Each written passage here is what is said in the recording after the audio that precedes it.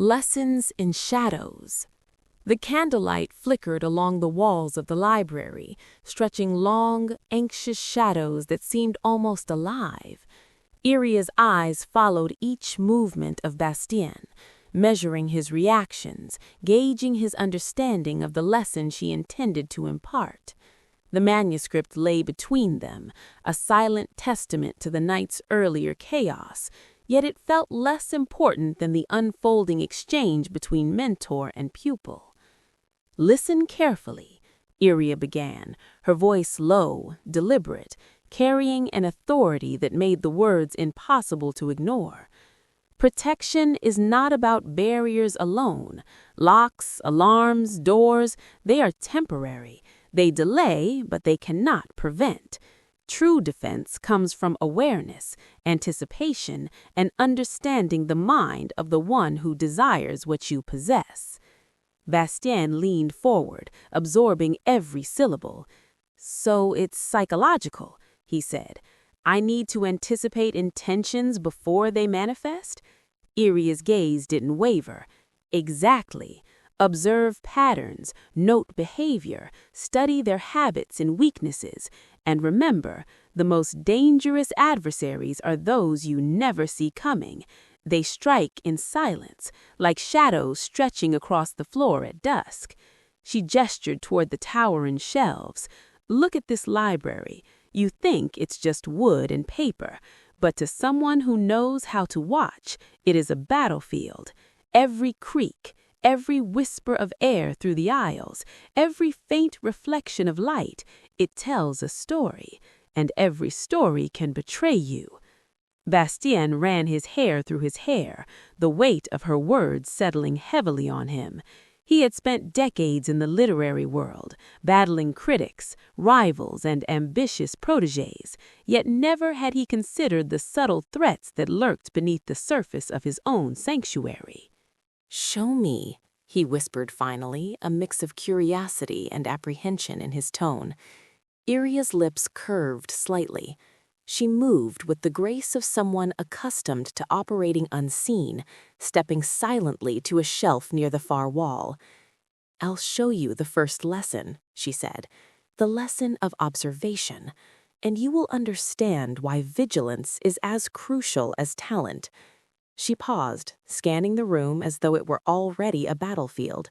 Her eyes settled on a faint scratch in the polished floor, a mark almost imperceptible, yet telling. "Do you see this?" she asked. Bastien squinted, leaning closer. "A scratch?" Iria nodded. "Exactly.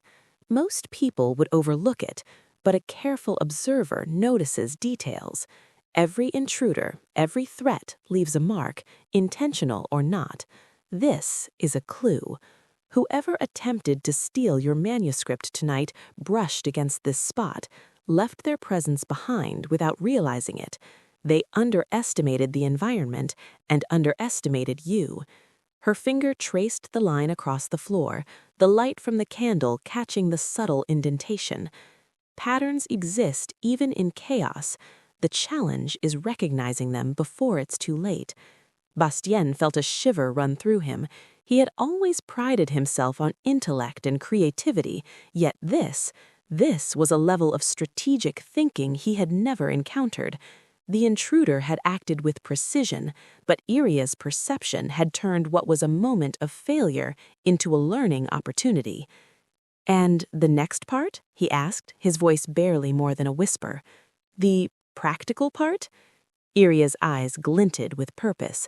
She retrieved a small, leather-bound notebook from her coat pocket, opening it to a page covered in detailed notes, diagrams, and observations.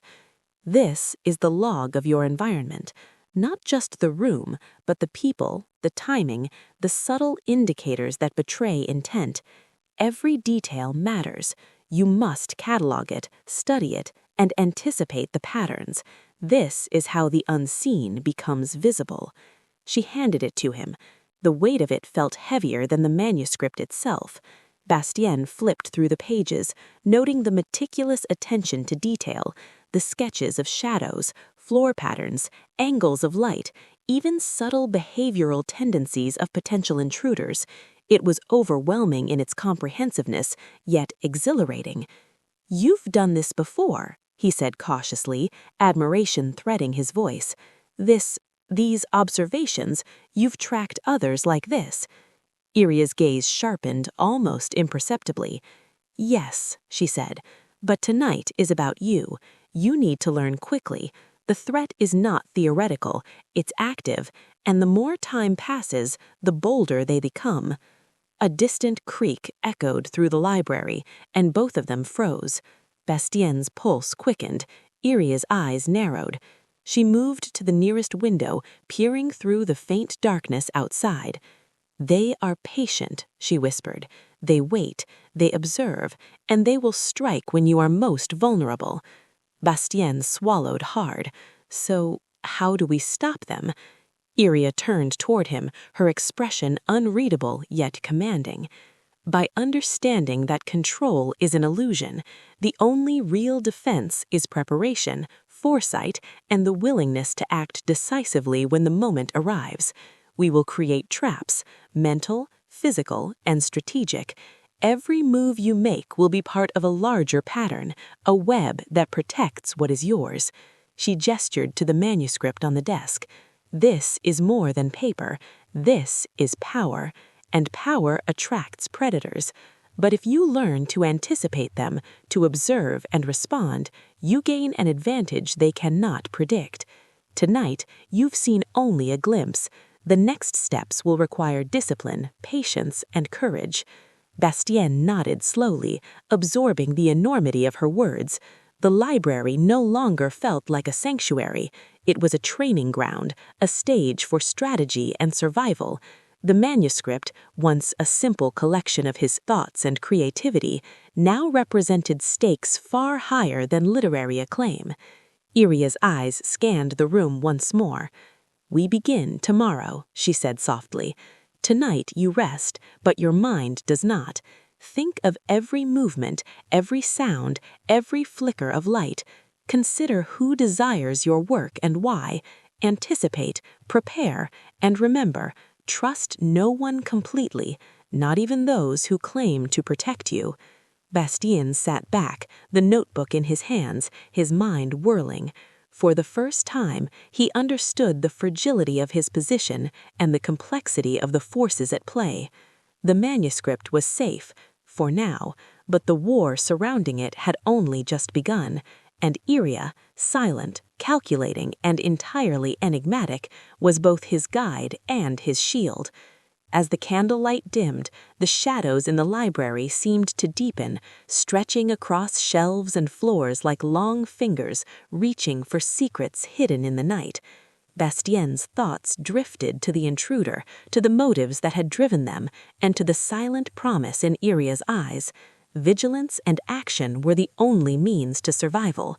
And so, in the quiet tension of that ancient library, the first lesson in shadows was complete. Bastienne's world had shifted, and with it, the rules of his reality. Trust, control, and power would now be measured not in ink or reputation, but in awareness, strategy, and the courage to act when the unseen moved.